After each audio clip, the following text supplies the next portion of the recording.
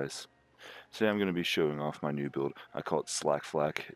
I'm going to go over the skill tree first, and then I'll be going over the gear, and finally we'll end it off by doing it against some bosses and some mobbing, and hopefully you guys like it.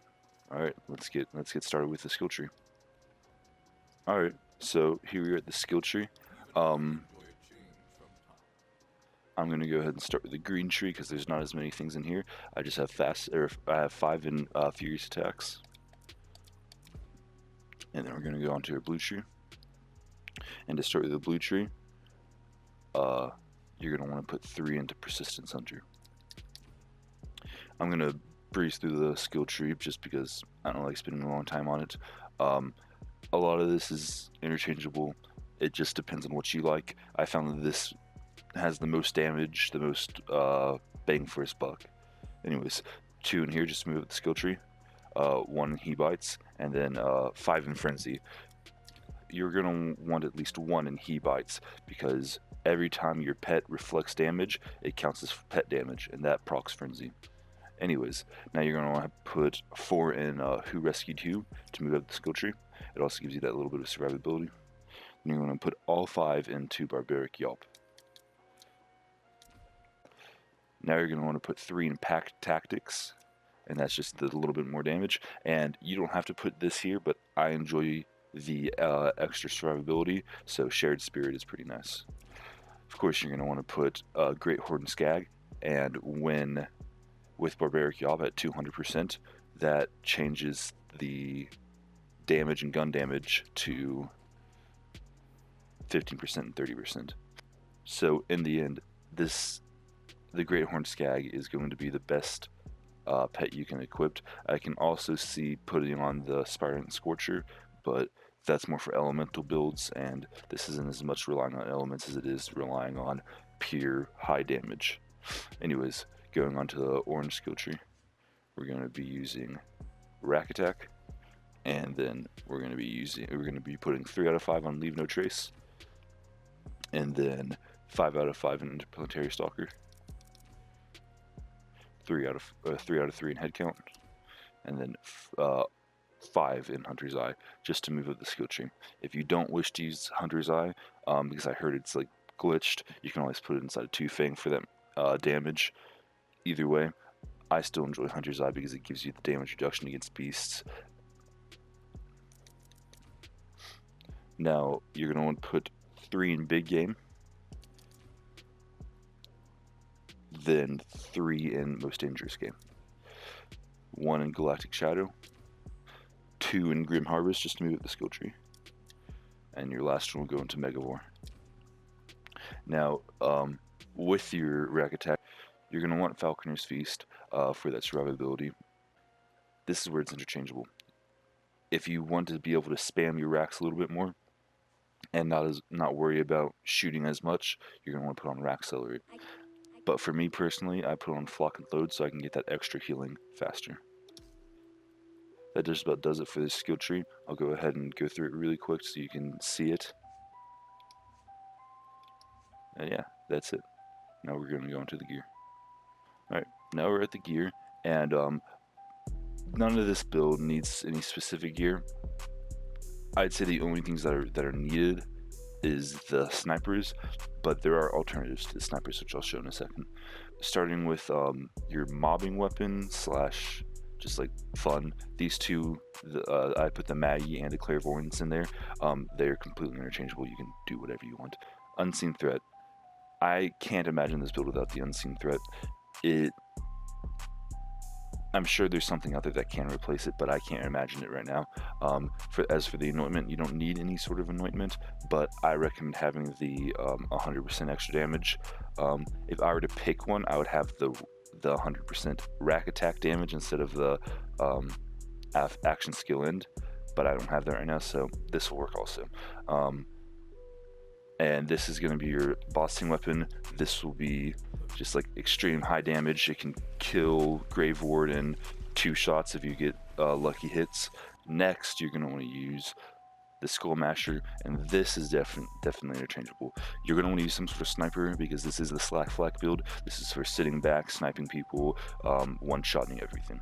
But yeah, you can definitely change it. Head explosion works fine. The monocle works fine. But yeah, if you are using this sniper, you're going to want to use the action skill end, because the way this build works is you're going to be constantly throwing out racks compared to the unseen threat, where you're only going to want to hit him like once, or hit the boss once or twice with a rack. And so I'd say you want to use the 100% with the rack anointment. You're going to want to use action skill end, because you're going to throw it around, they're going to go towards the enemies, and they're going to come back, and then that weapon damage is going to be for everyone and not just for the enemy you hit. So the Skull Masher, whatever your mobbing weapon is, you're going to want to have the 100% action skill end anointment on. So onto the shield and the grenade, which are elements, and just like all my other builds, doesn't matter what grenade you use or what shield you use, just as long as it has the action skill in, and then 50% extra elemental damage, and switch that around for whoever you're fighting. Next is going to be the class mod. You have Cosmic Stalker. I would try to get action skill cooldown rate on your Cosmic Stalker, just because this is for mobbing, and you're going to want to use your racks as much as possible while you're mobbing. Anyways, if you're bossing, change, without exceptions, change out the Cosmic Stalker for the stack bot. As for your artifact, you're going to be wanting to use the Snowdrift Victory Rush. I use the Victory Rush or the Auto Idol. It depends on what you like. I like the damage, so I use the Victory Rush, but if you like staying alive, use the Auto Idol. If you aren't using the Falconer's Feast for that extra health, I'd say use the Auto Idol, but I don't really need the health. I much prefer the damage, so I use that. And as for bossing, you're going to want to put on the Pearl of Ineffable Knowledge. This got nerfed the other day, so it only does 90 damage compared to 120 damage, but it's still pretty good because it nearly doubles your damage. I believe that is the entirety of the gear. You can change them out. I would say, so with this build, you don't need any particular pieces of gear. The only things that you need is, like I said, the unseen threat, and then some sort of high damage, high critical hit sniper. I use the Skull Masher. Anything would be fine. I heard the Cocky Bastard is pretty good. I heard that the monocle does big damage, and I know that the head explosion just destroys as well. So this one can be replaced, but I can't imagine this build without the unseen threat. Anyways, now that we're done with the weapons and the skill tree, I guess I'm going to go to Athenas and test it out. I also got one of my friends asked me, why do I go to Athenas to test out my builds? It has a lot of different enemies. It has armored enemies, it has shield enemies, it has health enemies, it has fast enemies, slow enemies, badasses, heavies, everything you can think of. People that are resistant to elements, all that stuff. So it's a very wide range of enemies that are decently tough. So anyways, I'll meet you guys at Athenas. Alright, now that we're on Athenas, my main concern when I was building this build was ammo, and believe it or not, ammo isn't a large problem with this build, mainly because of the snipers. You're going to be wanting to use large, heavy-hitting Jacob snipers, and that gives you a bullet back every time you get a critical hit. So ammo isn't really that big of a deal. If you think ammo is going to be a deal for you, though, if you're not very good at hitting critical hits, first of all, if you can't really hit critical hits, this build is not for you. I'd say go try Moe's or something else, or go try a fadeaway Flak build or something. But if you can hit crits pretty well, this is definitely the build for you. Anyways, so yeah, we're just gonna go ahead and get right into it. Using the unseen, I'm using the Skull Masher right now, and I'll just show this off. I mean, you know, it'll be able to one hit anything.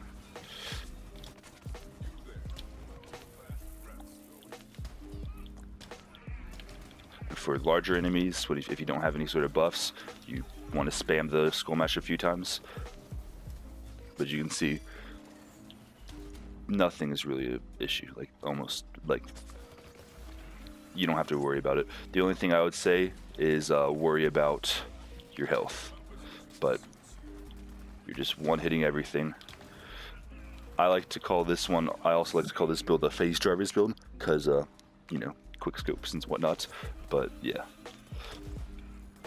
you can see, as long as you're hitting your hits, you are destroying.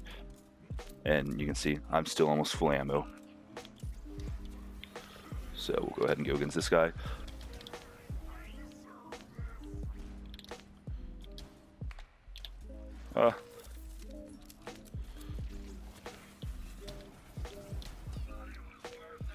And yeah, you can see all those damage numbers, all the elemental damage and whatnot.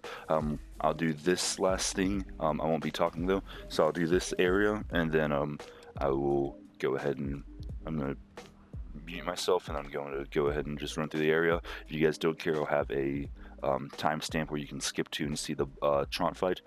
If not, if you just want to see more mobbing abilities, yeah. All right, I'll see you guys at Trant.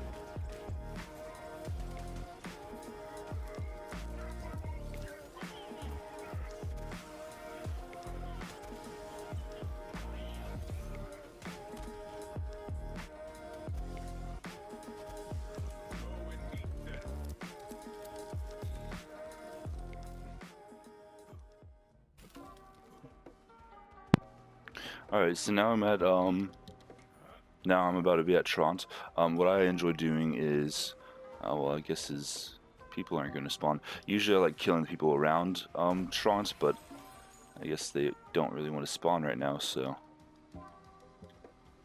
I will not be killing, or I'll not be killing the enemies, so you'll see just a raw kill on Trant without any sort of anything. Now I have not killed Trant once with this build. I don't know what's better with Trant. I don't know if it's the Unforeseen or the Skull Masher. With some bosses it's easier to use the Skull Masher because it can just real spam real fast, but it's real slow like reload, so it's a give or take. So I don't know which one's faster, but I'll be using both. Anyways, let's just do it.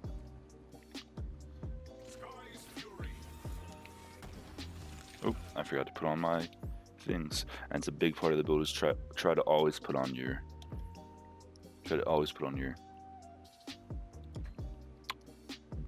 class mod and stuff.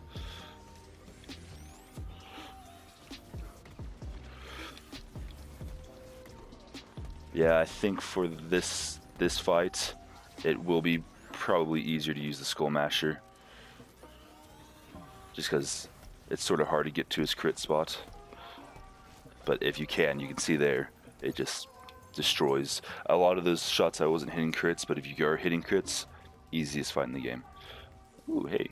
This build, I wouldn't recommend it for true takedown mode. It can easily do takedown mode as long as you're scaling it to one person, but I wouldn't do true takedown mode unless you have a friend with you who can, like maybe an Amara or a Zane or someone like that who can revive you or stay alive or heal you or anything like that. But yeah, so I'll go ahead and kill Trant one more time, and I won't be talking through that, and then I will go ahead and show you guys my Grave Ward kills. Again, this build can kill Grave Ward in 2 hits. It can probably kill Trant in 2 hits as well, as long as you're getting the lucky crits. Anyways, I hope you guys enjoyed the build. I have 2 other build videos on my channel. One's my 12-volt Zane build, and one is my Bomb Shack Flak build. Go check those out. Bomb Shack Flak if you're looking for an absolutely devastating Flak build that can do anything, and a 12-volt Zane build for if you're just looking for a fun build. Anyways, I hope you guys enjoyed, and I'll see you later.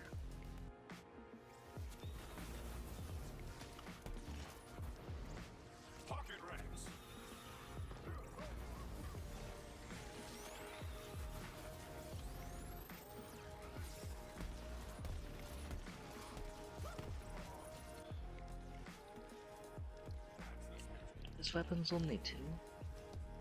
Oh no! Please! Ah!